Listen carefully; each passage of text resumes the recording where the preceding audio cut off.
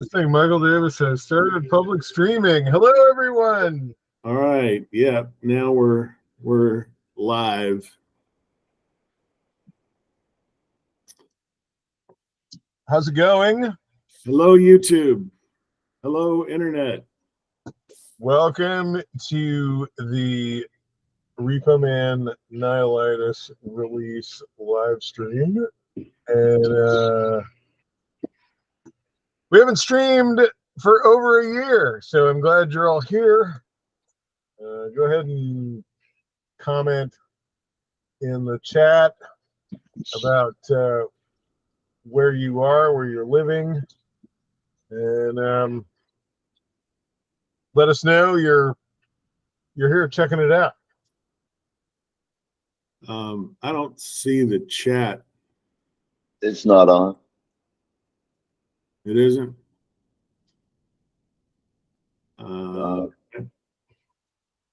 Thought I set the chat to be on.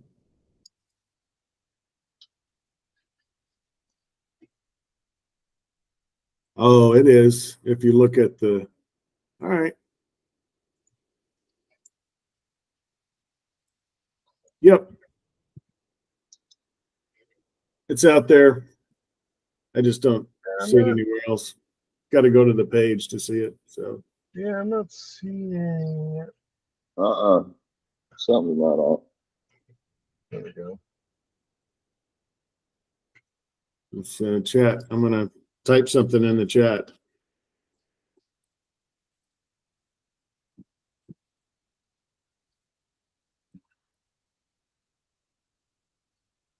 I just said welcome everybody in the chat. Welcome to Repo Man.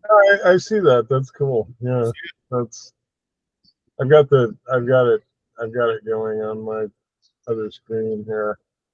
Anyway, welcome everyone.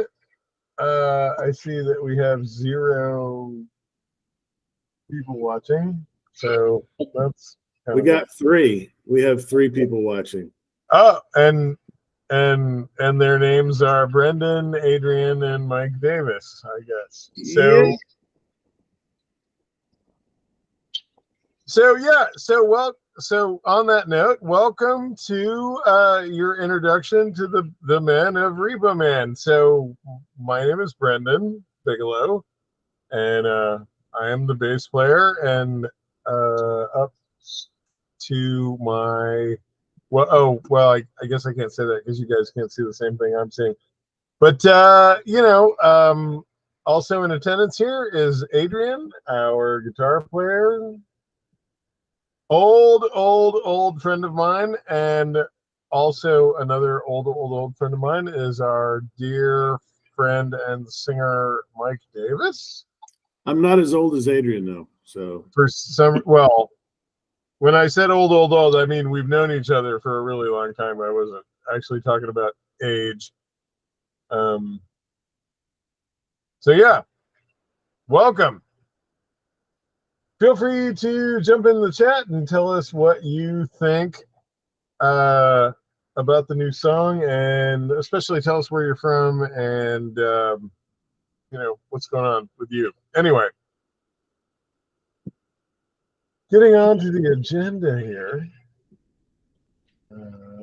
I still hear thunder here, by the way, so if my power goes out, then I guess the whole stream will stop.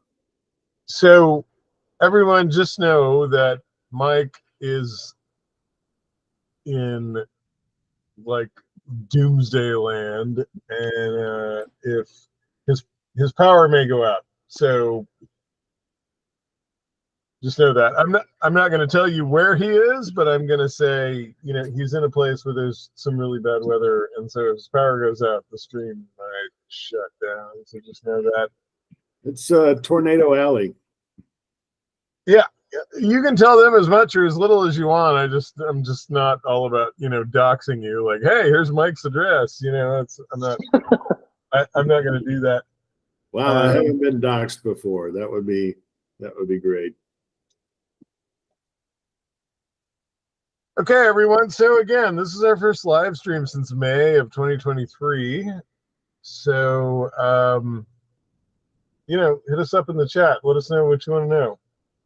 And with that, I'm going to turn the floor over to Mike. Mike, what do you want to talk about in this live stream?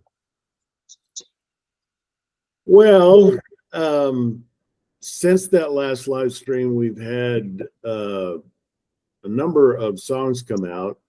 I think my original idea was we could do a live stream for every release, but we haven't done that. It's been over a year, so we've actually had 4 songs come out, and the videos are available on YouTube. They're actually available everywhere.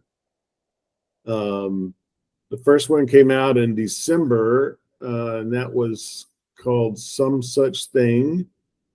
And then we did a Christmas song, You're a Mean One, Mr. Grinch, that also came out that month. Let's stop right there. Let's talk about Some Such Thing for a minute. So Yeah. that was a bit of a departure for us. We kind of broke new ground with that song, I think. Stylistically, I'll admit that when you sent me the demo of it, I was kind of like, this is kind of weird. Like, what? And of course, anyone that's watching, I'm sure, has heard it now. But I mean, it's kind of literally like a rock song with a rap over it. Like Mike's spitting a rap over it. So like, what? I'd love to. You and I have not talked about this separately, and I'd love to hear you talk a little bit about what got you into this idea of spitting a rap over a rock song like that. What? I really like all the stuff that I've heard in that style. I mean, going back to the 80s with Anthrax and I don't know, was that Public Enemy and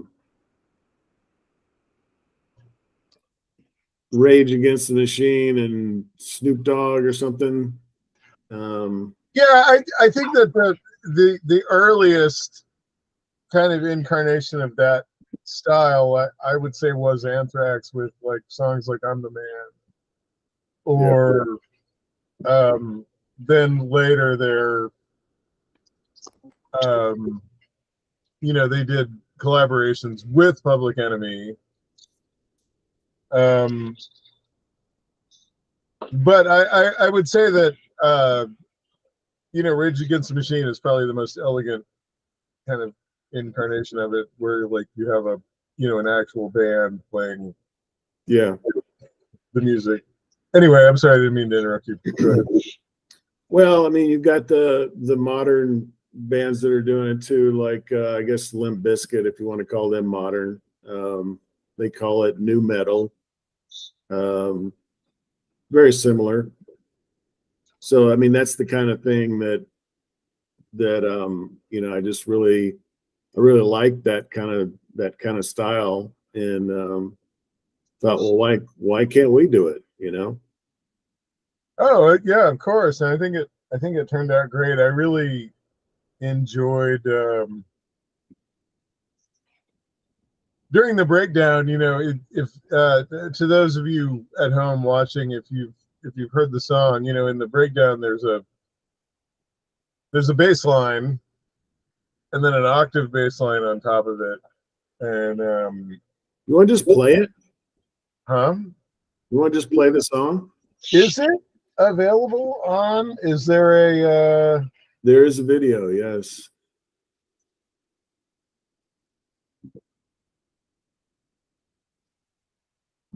It'd be easier to talk about it if I actually heard it, right?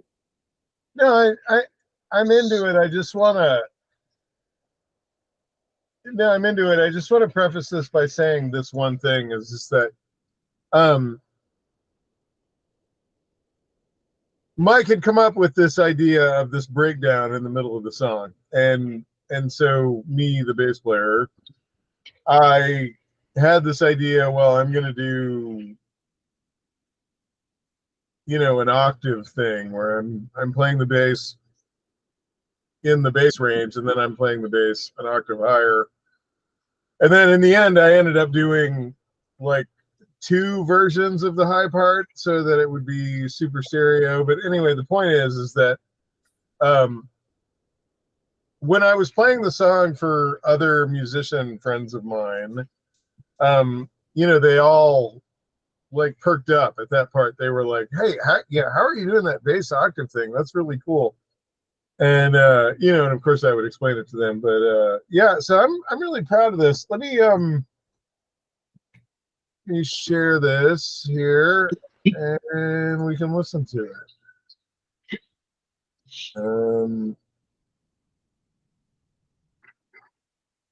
Okay, here goes.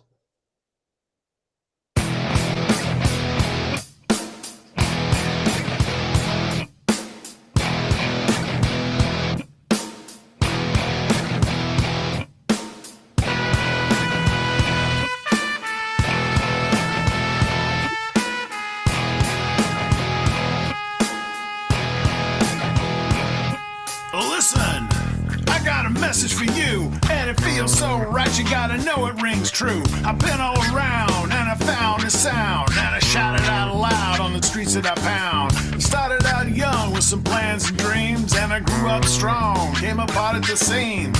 Now you come saying ain't no such thing, but the people I roll with know the message I bring.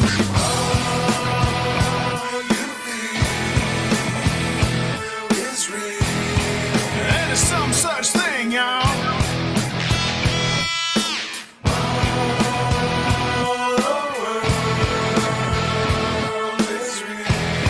And it's some such thing, y'all.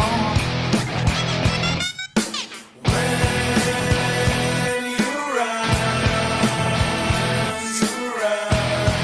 and it's some such thing, y'all.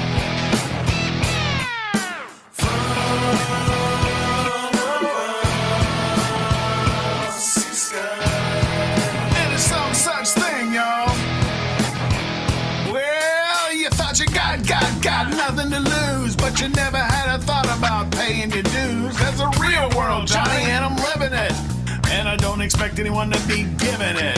When you're getting a paycheck for the work that you do, it's a job, it's a passion, and it's one of the two. Can't be real if you steal and you're making a deal for the rest of your life, a hamster in a wheel.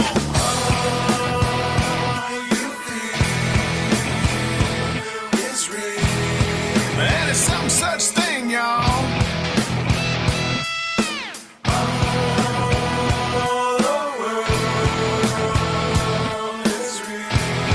And it's some such thing, y'all. When you rise, and it's some such thing, y'all.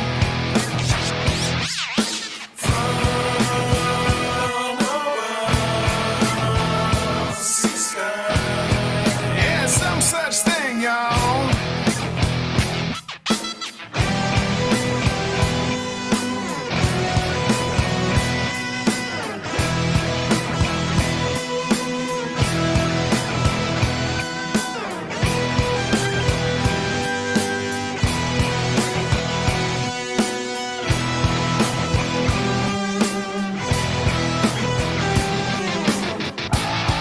Let's find out who you are. Though you may be kind, you never give a damn. Let's find out who I am. Though I may be good, I'll never be a star. Let's find out what you are. Though you may just find you never give a damn.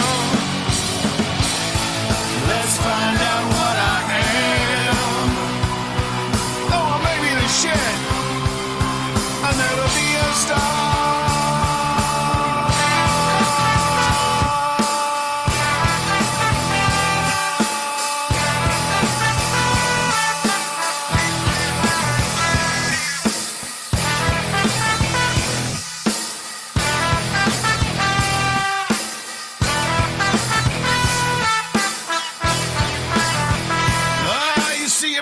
bag, man, I'm a rhymer too. And the man with the hardcore brings it to you. See, there's some such thing as a real world, but I don't expect you to ever just give it a whirl. Now I'm giving it all for the passion I got, but I'm living a life that you must have forgot. Yeah, I'm living and giving just like it is my girl, but there's some such thing as a real world.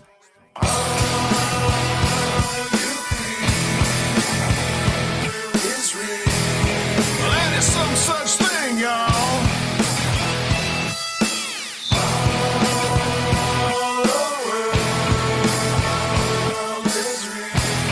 That is some such thing, y'all.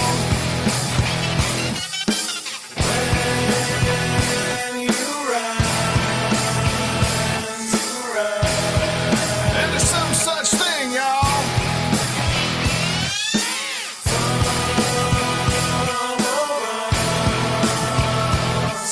About the sound, you know about the sound. That is some such thing. That is some such thing, y'all. That is some such thing. That is some such thing, y'all. And there's a real world. That is some such thing. You must have forgot. It's a passion I got. There's a real world. Cool. Okay. So I just want to be clear that Was not the breakdown you're talking about. no, the breakdown I'm talking about is in Nihilitis, and I was looking at the notes that I made to touch on in this chat, and I got ahead of myself, and I apologize. However, what I Go ahead. do want to say is that I just want to let everybody know, there's no samples in there. Like that trumpet, that's Adrian playing trumpet. And all of that, that scratchy stuff, that's Adrian playing guitar. It's pitch shifted, but it's Adrian playing. So I wanted to ask about that. Is that an effect that you used, Adrian, or is that post-production type thing? Effects. It was a patch on my processor. It's I guess it's kind of geared to be like a Steve Vai or Joe Satriani, like the saturator kind of sound. It kind of lifts an octave. It doesn't like throw them both together, but you can lift it and swell it with your foot pedal or expression pedal. And no, it was I went into the recording with that, Cool. And then there was Brendon did all the magic afterwards. Well, there was some, as far as placement goes. So there's two things. Adrian did pitch shifting on his end, and then when he sent that to me, I then went crazy with pitch shifting it in stereo and doing all this crazy stuff. Like so, and we even had a discussion where I'm just bringing this up to be completely transparent. We even had a discussion where Adrian was concerned that I wasn't using what he originally sent me, and so then I went back and did include some of what he had originally sent me, but I went crazy with that just because I thought that it really kind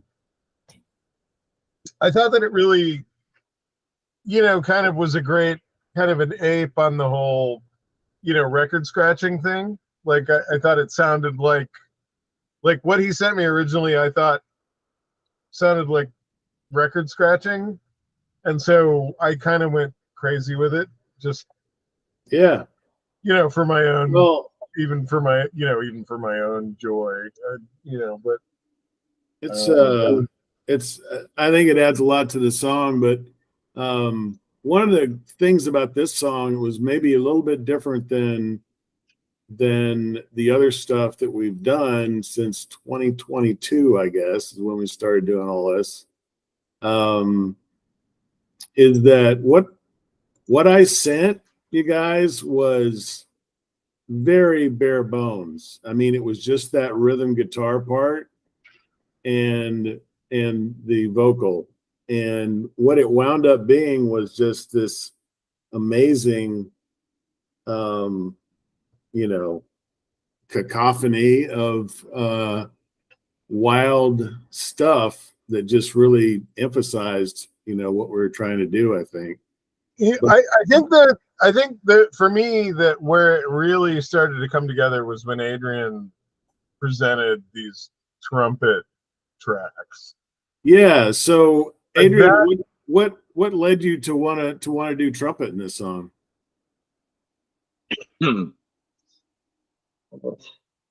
That's what I heard, man. I think this is a song that when he first presented it to us, it kind of reminded me of the car wash downtown, the urban car wash, where you watch your ass, you know, but you still get your car washed.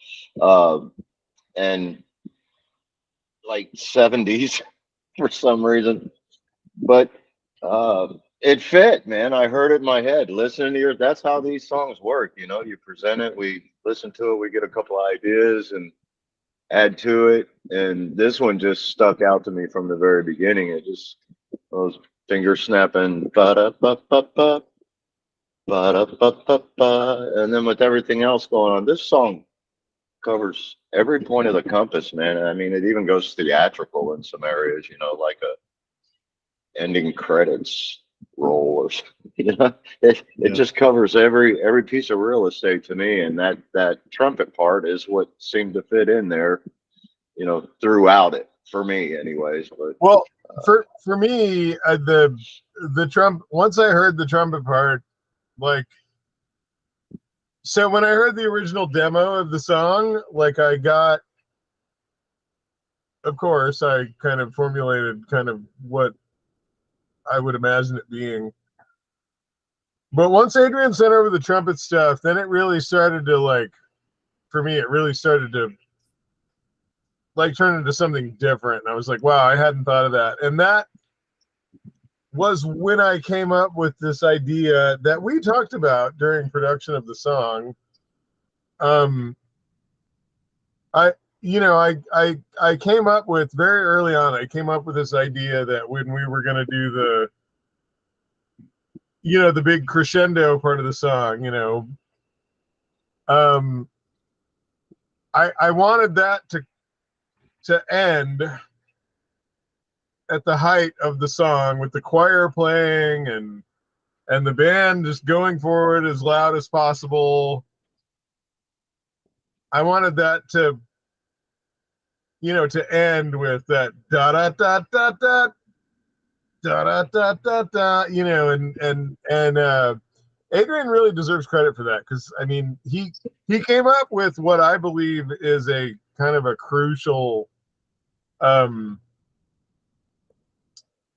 what's the word, like a moment in the song that I just think is like where the whole thing ties together. Like the whole thing gels when we have the choir and everything going, and then it breaks back down to da da da da da da da da da da, and Adrian came up with that, and it was a great idea, and I love the sound of it in the song. So anyway, well done, Adrian. Great idea. thank you. And I don't know if anybody cares what I think, but I just thought that was genius personally. David Joshua is in the house. Hey, How can you see that? Hey man, wherever you are, Dave. Cool. I'm gonna go over to the chat here and see that. Look at that, man! What a cool dude. He is very cool. I'm gonna give him a shout out here. I said, hey, with an exclamation mark. Anyway, really loved the trumpet stuff on that, and forgive me for referring to the breakdown in Nihilitis. That was Yeah, not, I think I think we all put a little extra into this song. I think it was very much a collaborative effort, and there's a lot of ingredients that went into the pot. So, and I think it turned out really well, but I'm biased, so. Sure. Yeah, no, me too. And I guess more than anything, I just want to, I just, I just want to like be very clear about the fact that Adrian had such an enormous what's the word, stake in how this song came out. I mean, it's like he did the trumpet thing, which completely sent it in another direction, and then he did that amazing David Gilmour-esque lead, and a lot of the reason I bring this up is just that a lot of times we just work the stuff up and send it to Adrian, and he plays the lead on it, and that's it. But in this case, I think that I just really want to be clear about Adrian had so much to do with like how this song turned out, and I just think that's invaluable, and it needs to be said. It needs to be noted. Yeah, I'm glad we got to talk about that this time. What do you say, Adrian? Super fun song. Super fun song. So after to the next one. After that, we did You're a Mean One, Mr. Grinch, and this was something that I just kind of proposed. I demoed it, I sent it to the guys, and they were like, yeah, sure, that's fine, whatever. And Mike gave me a vocal on it, and we did Old Lang Syne the previous year. Yeah. And so we're kind of going in that, making it a holiday tradition. Yeah. So the big thing is that previously I had presented to the band like, hey, why don't we do a holiday song? And that year it was like, why don't we do Auld Lang Syne? What the hell? And I demoed it, and I said, here it is. What do you guys think? And everybody was on board with it, and I got great stuff. Both, I got great material, great tracks from both Mike and Adrian, and we put it out, and it was great. So then, when it got to be, Christmas 2023, it was like I hadn't really considered it, but I said, hey, how about we do this? How about we do You're a Mean One, Mr. Grinch? And I demoed it, and I sent it out, and they were on board with it. I got an amazing lead guitar track from Adrian, and I got a vocal from Mike, and I mixed it up, and I thought it was pretty cool. So yeah, great arrangement there, Brendon. Oh, thank you very much. Yeah, that was really great. And then the next thing we did in March was Public Domain, which is, and all of these, by the way, are available on our YouTube channel. I don't know if You're a Mean One, Mr. Grinch is available on Spotify. It is. It is. Oh, it is. It is available on Spotify. Yeah. That's actually available everywhere. It came out on the December 16th, so we're going to probably keep it up until early December this year. Cool. Yeah. So that's a thing. But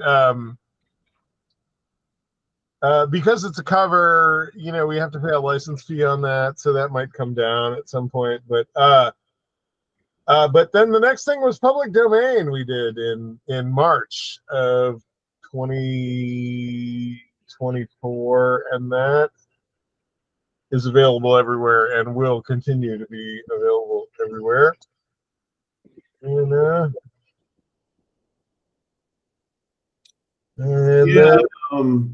I think that's an interesting story, just because of how the original idea kind of progressed. I woke up one morning at 7 a.m. It's on a weekend. I don't know if I guess it must have been a Saturday. And it was just in my head. This idea was in my head. Probably just the title and maybe some kind of some of it was in my head. And so I did nothing else that day but work on the song. And I worked on it until probably about 11 p.m., I think, maybe even later than that. But I wrote the lyrics, and then I recorded a full demo of it with all the instruments and everything, and actually did a little video of it and did that all in one day, and it was pretty cool just to see all that happen, and actually just inspiration from my point of view. Things usually turn out better when they come all at once. And so, try to finish what I started as soon as possible. But that was something that's never happened before or since. Yeah, that's great. I really like that song. I think the thing that was, I don't know, from my perspective in terms of like working on it and mixing it, I just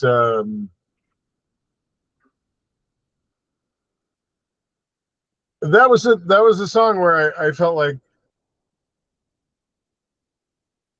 and this is a difficult thing to say because it sounds like I'm disparaging our previous work, but that's not what I'm doing. But while we were working on Public Domain, I remember thinking like, okay, this really sounds like something like from the beginning, right? And that's it just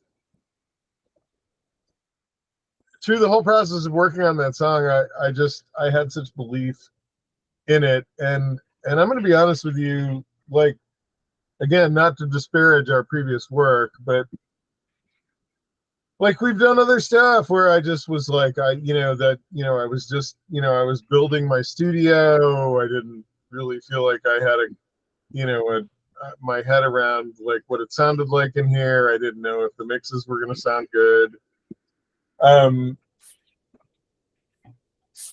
That was the first time where I was just like, man, this really sounds like something. I'm gonna mix this up, and this is gonna be a great song. So maybe that's a personal thing, but for me, it was just like I really felt like we had set our foot into kind of pro territory with that song, which was really cool. I think all of our songs now, going back and listening to all of our songs, I think they're all, they all have, their merit. But at that time in my life, listening to Public Domain, I was like, wow, this is a good song. This really sounds like something. This is going to be a thing. I also remember that you gave me some coaching on the vocals in terms of what you wanted and what you liked, and I think that was very helpful. Yeah, I think it's really, I think something that I think bears mention is that, through this whole process of creating these songs, we've gotten better at collaborating, right? Sure. Yeah. And I think that,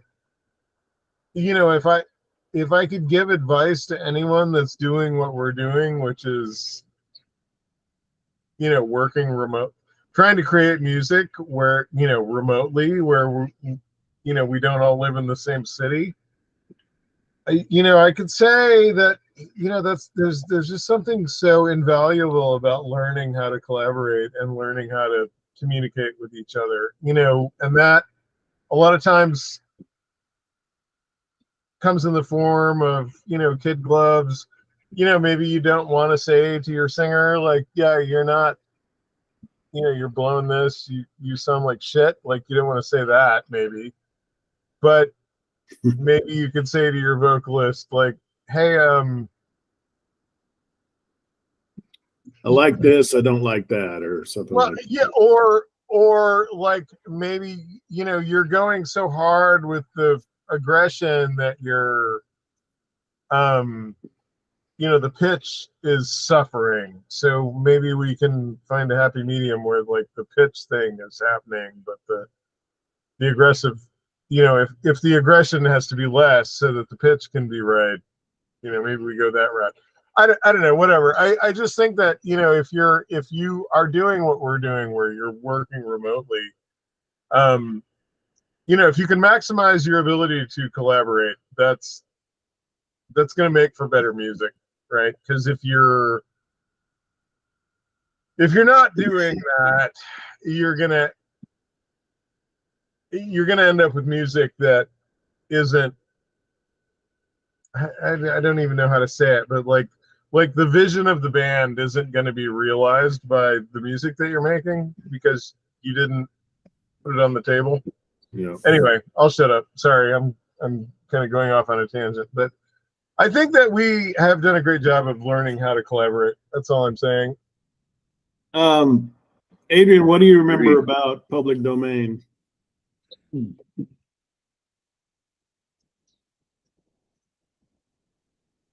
Man, you put me on the spot.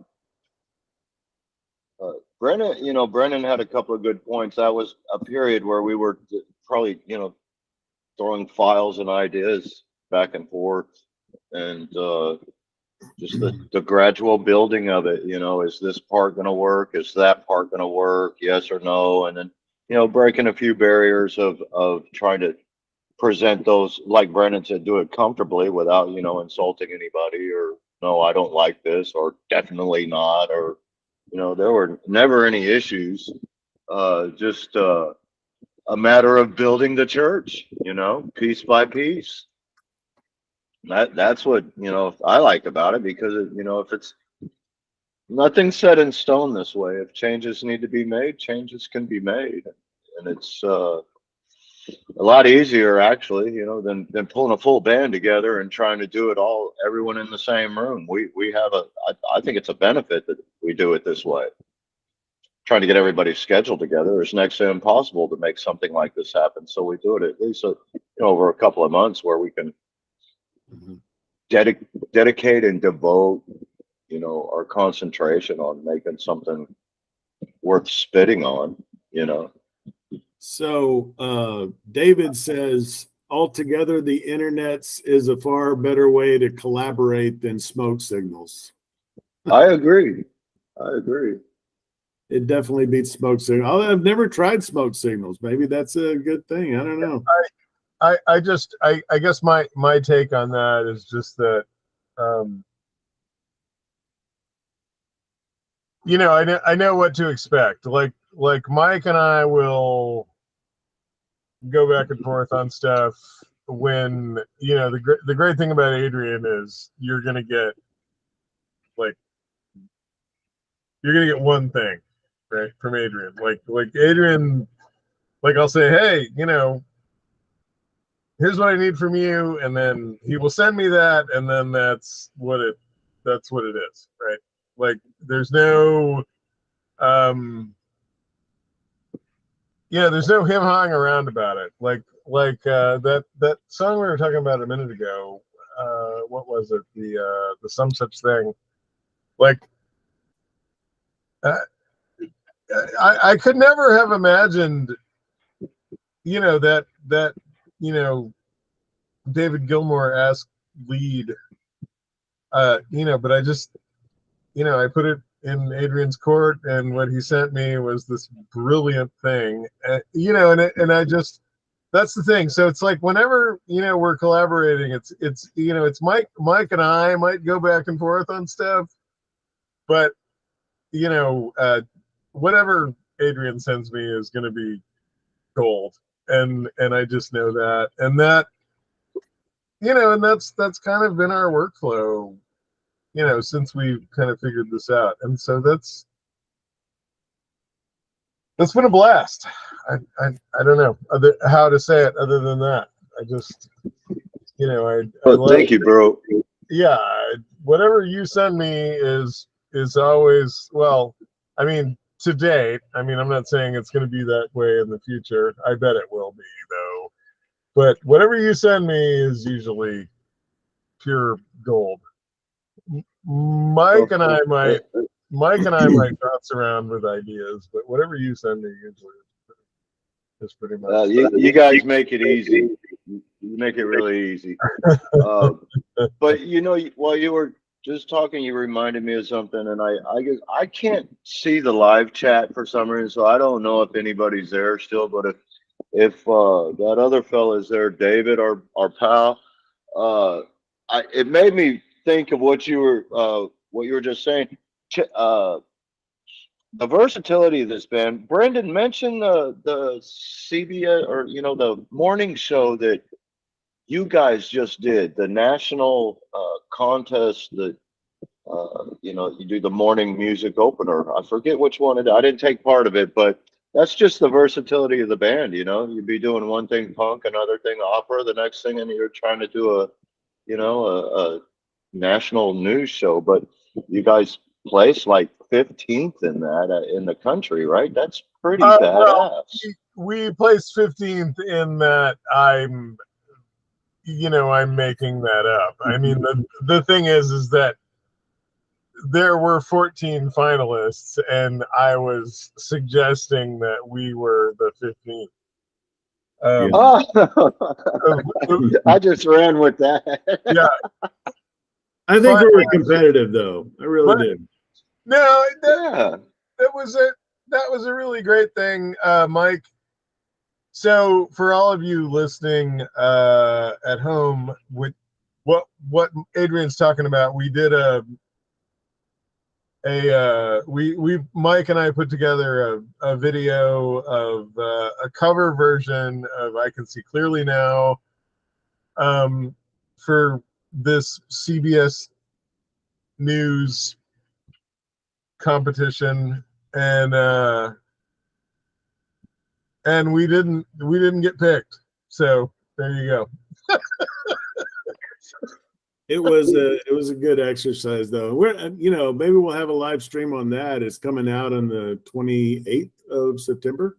Yeah, well, the thing is that we did indeed make a video, and so maybe we'll put that out whenever NDAs are not an issue anymore. But yeah, what a fun project. And well, you guys will always be 15th in my world, man. Yeah, and we may very well have been. I proposed the idea that we were 15th just because there was 14 people above us, but I don't know, we may have been 115th. But the thing is that we didn't place, but whatever, we tried our best, and I think Mike and I did a pretty good job. Yeah. At coming up with a darn good song, or a darn good version of that song. Moving right along, we have a new song out as of yesterday. Nihilitis. Yeah. I'm looking at the agenda here. Came out yesterday at midnight. Everywhere, you can get it everywhere. Apple, Amazon, YouTube, everywhere. Yeah, and it's probably up on TikTok if you want to do your your lip sync version of it, in your bikini, like have at it. That's fine. So let's talk about this song, Mike. What was the impetus of the song? Well, sometimes a song just starts from the title, and I think that was the case here. Um, I actually, I don't know if you guys know this, but I actually got a master's degree in philosophy a few years ago. And my final paper was on nihilism. Uh, and I've always been kind of intrigued by it because it's not something that's, you don't say that someone's a nihilist, really. I mean, in terms of philosophy, nobody admits to that, but it is a thing. And I think you see it in a lot of media today, music and movies and TV and everything. And it's just the idea of tearing down the status quo. And what comes next is kind of not a part of that, you know. But the idea, I think that most people who write about it or speak about it is that the idea of tearing down what exists now is to build something better in the future. And so anyway, that's the philosophy. And it actually started out. I don't know if you guys remember the original version had this chorus that didn't. It was some sort of flowing harmonized chorus, and it just didn't work. It just didn't fit in with the rest of the song. And so I think what we came up with was a straight ahead punk rock song about tearing down the status quo. Yeah, that's great. I mean, I think that the that original version with that chorus that you're talking about, like I explored incorporating that, but I just couldn't really find a good way to do it. Um, you and I had even had conversations about doing it like at the end as this very kind of Smashing Pumpkins kind of ish, um, kind of a reprise thing, but it just, I don't know, that felt when the song started to take shape, that started to become kind of not like a focus for me anyway. I think that it would have detracted from the thing. Anyway, everybody, this is the song where we have the breakdown where I do the bass octave thing. So in a minute when we play the song, you can listen to that. Does anybody else have anything to say about it, or should I just roll the tune? Yeah, I think if my memory is right, Flea played a nihilist in The Big Lebowski, He did. and that's all I can say. Well, that Oh in yeah. the Big Lebowski, there's that when he first goes to the other Lebowski. They're in a bowling alley, I think. Well, right, Yeah. but when he first goes to the other Lebowski estate, and he runs into Tara Reid, and she is pointing at the guy the actor, I can't think of his name, but anyway, she's Jeff like, Bridges. yeah, he's a nihilist. He doesn't care about anything. And Jeff Bridges says, yeah, well, that must be exhausting. Anyway, yeah, I watch that movie once a month, so don't get me started quoting that. I'm gonna roll this track. Let's see here. I need to mute my microphone and Say what you want about National Socialism. At least it's an ethos. all right, I'm gonna mute my mic and I'm gonna roll this track.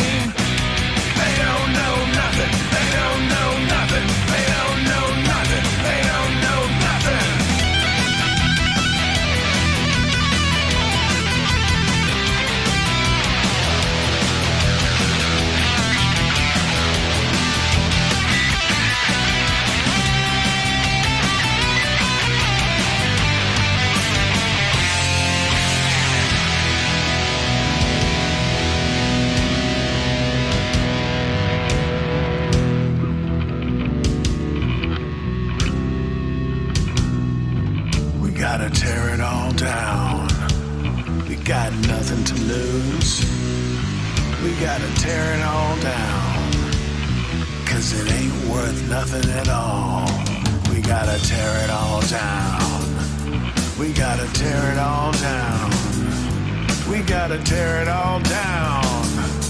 We gotta tear it all down. Now!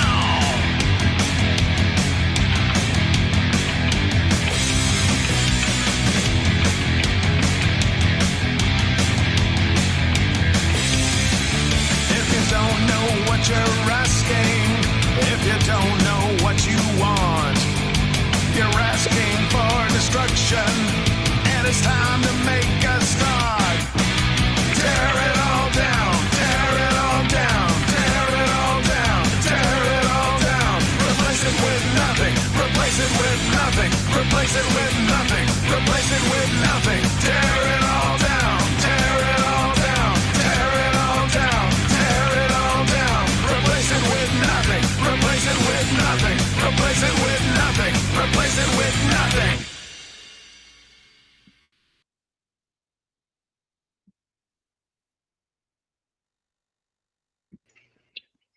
Okay, so there's that, and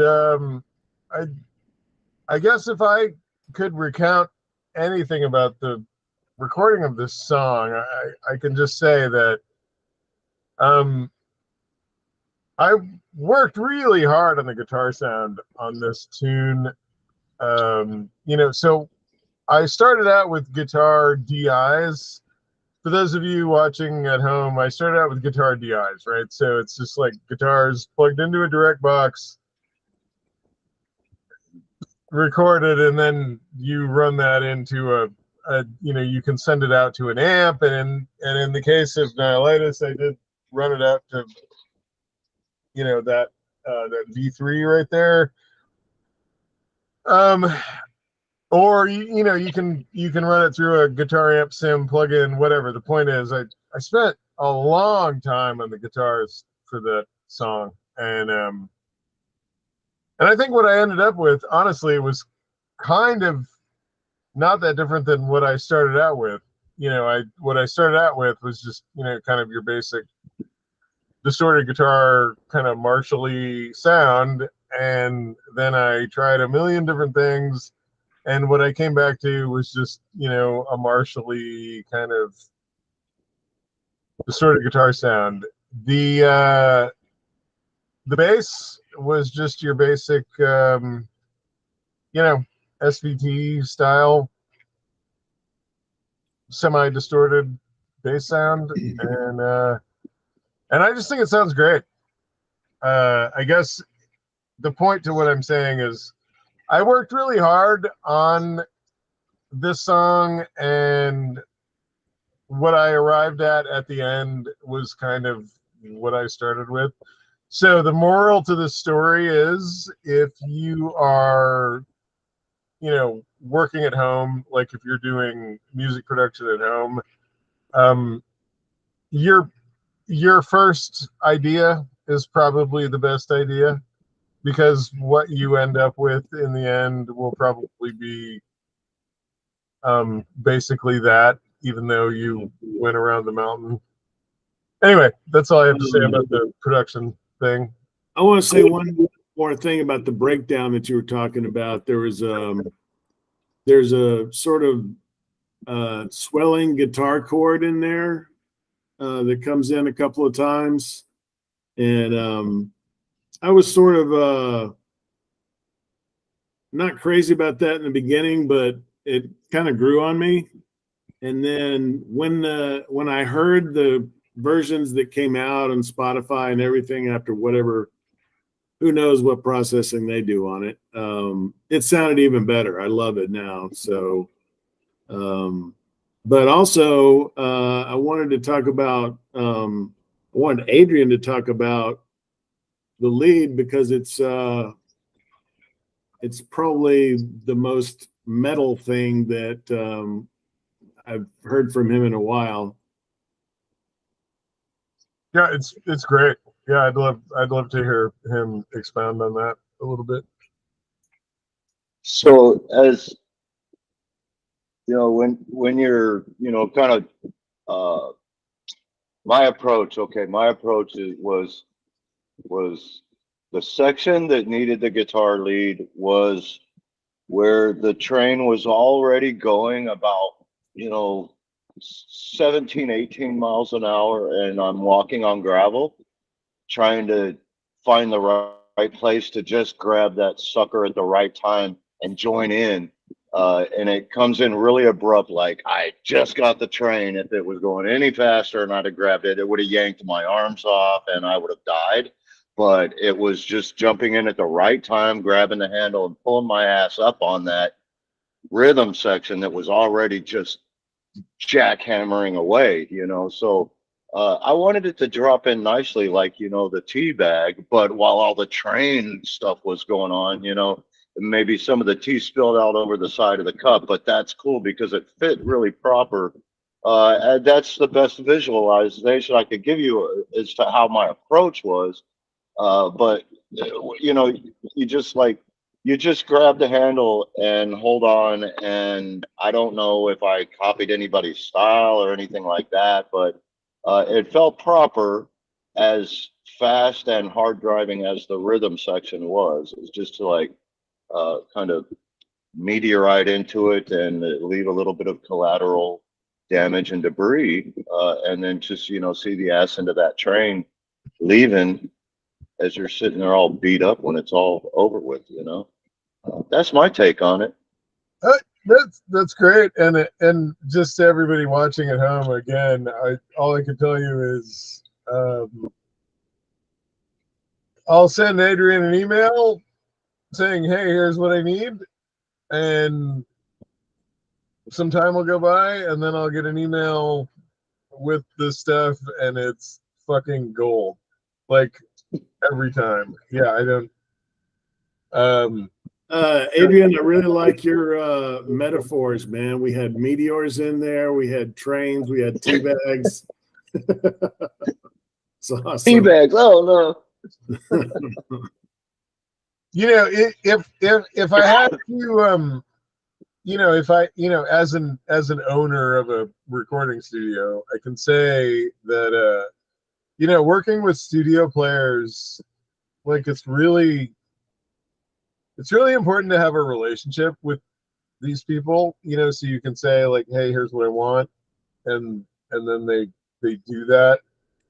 And I've been really fortunate to work with a bunch of really stellar players over the years. But I just want to say again, you know, with Adrian, it's like even though he's not in the room, I tell him what I want, and you know, and that's what I get. Like, I mean, he's so easy to collaborate with just because everything I get from him is just exactly right, you know.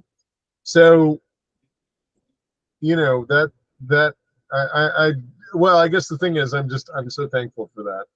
Working on this Repo Man stuff, it's key. It's key. Yeah. You know, I think in our you know, departures, like was said earlier, I think Adrian said, you know, was talking about how all the different styles that we have experimented with. I think it's good to come back to just like straight ahead punk rock, you know, stuff that I love. And I think that we fit right in with that. But I do like the freedom that we've had to kind of go outside the punk rock box and do some other stuff, like Some Such Thing.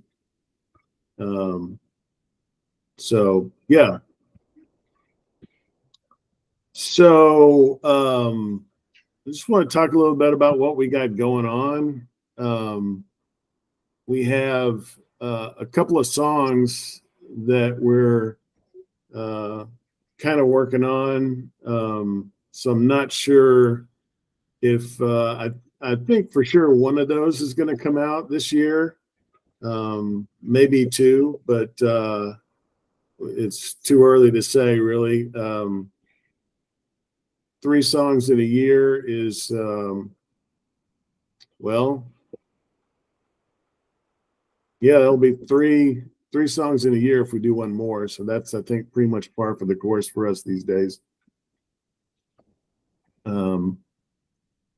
So one of them is a possible Christmas song, and the other one is also another departure that may be like an all acoustic song. So I really like it. I've been in here working on playing string bass on it, and it's great.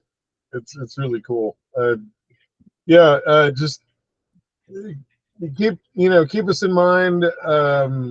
Hopefully in another month or so, like, that'll coalesce. I'm really enjoying the acoustic component of it. It's really great. Anyway. And Did I know you have an upright bass, Brendon? I'm sorry, I didn't mean to interrupt. No, go ahead.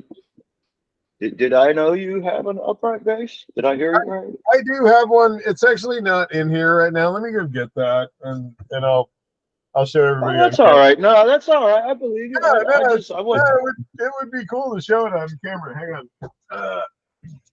Yeah, boy, that would make a good session, man. It's just in the other room here. That would make a good session, you know. Yeah. Acoustic, all acoustic with a upright. Yeah. I didn't know you had an upright. I love an upright. I've been kind of thinking about what to do with the drums. That I told you that drummer came in here, but I didn't get his information. I just know his company, so I don't know if I'll be able to get in touch with him. I don't even know if he's set up for recording. So I know you've been through more drummers than Spinal Tap, so yeah, we have that Spinal Tap curse thing going. But I kind of want to do a brushes on the snare drum type thing for that. And nice. That may be all we need. I mean, just going with the minimalist sort of view of it. But I forgot, I Can See Clearly Now, and that's coming out on September 28th. So yeah, I think you guys should. Wow, look at that. That's beautiful. Yeah, definitely plug that song. One of my dogs was having a problem, and I had to deal with that. But anyway, so I've been working on recording this new song that we've been talking about. I've been working on recording a bass line with this thing. And it's cool. This thing is great. I mean, it's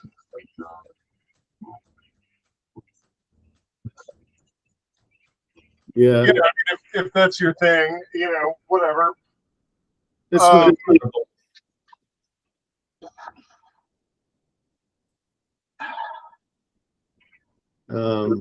yeah, that's sweet. Can you record on that? Voices. So what's that? I think I walked on somebody there. No, can you record with that? I don't. Ask me that question again. I'm sorry. I don't know that I'm with your stand-up bass. I saw what looked like some. You mounted some pickups on there, and you can just like go direct into a recorder with that now, can't you? Yeah. Well, recording with it. No, I'd rather use a microphone to record it, but for playing live, I have this old Washburn P-bass pickup that I got from a friend of mine, and then there's an old Murray's can here that contains all the electronics, which is basically just a jack, and then there's a tuner, here on the bridge itself. Yeah, it works pretty good. I mean, this bass is it's just your basic, made in China. string bass, but I mean, it sounds fine. I love it. It's full of I filled it up with cotton batting, you know, to keep it from feeding back. But yeah, you know, it's fine. Yeah, I've seen there's a band I like. They're called the Screaming Rebel Angels, and the upright bass player, she puts little foam cutouts of, you know, where the F holes are to stop the feedback, and they just drop right in the F hole. I thought that was awesome when I saw that. But yeah, they're a really good band. I like a lot. Yeah, the feedback problem is massive with it's basically just a giant microphone. But anyway, anyway, so yeah, so I've been working on the new song. I've been working on recording some acoustic bass for that, and that's pretty cool. As far as the new Christmas song goes, I don't know. That's ongoing, but I feel like I've kind of derailed the live stream. Where are we now with? No, we were talking about the songs that we have in the works, and I had left out I Can See Clearly Now, which is already done, and that's going to be released on September 28th. So we'll definitely have 3 this year and probably 4. So Right. So the I Can See Clearly Now, just for those of you watching at home, the I Can See Clearly Now is the song that we did for the CBS. We talked about that earlier. We did a song for CBS. We entered a competition and we didn't place because we sucked. But whatever. The point is that we did that and we made a video for it, and that's coming out on what day, Mike? September 28th. There you go. September 28th, that'll be out and you can check it out. It's our cover of I Can See Clearly But Now by Johnny, what is his name? Nash. Johnny Nash. Johnny Nash. Yeah. So there you go. Look forward to that. God knows I am. That David Joshua likes your upright bass. Yeah, I'm not. I stopped watching the chat. Yeah, he says sometimes less is more, which is, I guess, what we're doing on the acoustic song. And yeah, I think that's about what we got going on, man. I don't know if there's anything else we need to talk about. Well, I mean, just another word, while we're on the subject of the acoustic bass, I can just say that the thing about the string bass is that it sounds great if that's the right thing for the song. Oftentimes people try to shoehorn an upright bass into a situation where that's not the right sound, right, for the song. So I just want to, as a great fan of the upright bass, I just want to say, like, if you're thinking that you're gonna do like a black metal band like with an upright bass, yeah, don't do that. That's all I'm saying. Anyway, all right. Adrian, any final words? It was really fun doing all the recording so far. And as far as response to Brendon's doing metal with the upright bass, I know someone who comes close. Check out The Basement on Facebook. My buddy in Wales in the United Kingdom, Paul DeMarco. They play a lot of not really metal, but harder edge stuff, and their bassist Will, he does It's amazing what you can accomplish with a stand-up. And check him out, The Basement. You'll, All right. you Yeah. might, you might like him, man. You really might like him. No, I'll check it out. I just I mean, they go from Helter Skelter to Jimi Hendrix to, I mean, modern pop songs from the UK that I'm not really all familiar with, but I mean, they play everything, man, from rock to metal and blues, the whole nine yards. And then he's just, I don't know if he's probably not watching, so I could say this. His bassist name is Will, from what was it, The Simpsons? His hair is like he's like in real life Sideshow Bob, man, and he's so cool looking. His dreads are like down to his chest, and he's just thumping the hell out of that bass, man. Check him out, man. The Basement. I will. Yeah, that's cool. Love it. But yeah, pleasure doing this material with you, Mike. I really enjoyed it. Good deal, guys. Well, I think we're going to need to do these a little more often, not just every 4 songs that come out, but maybe a little more often so we can keep y'all up to date on what's going on. But thanks for watching, and whether you're watching live or watching later on, it's been fun. Yeah, thanks everyone. We'll see you soon. Adios. Good night.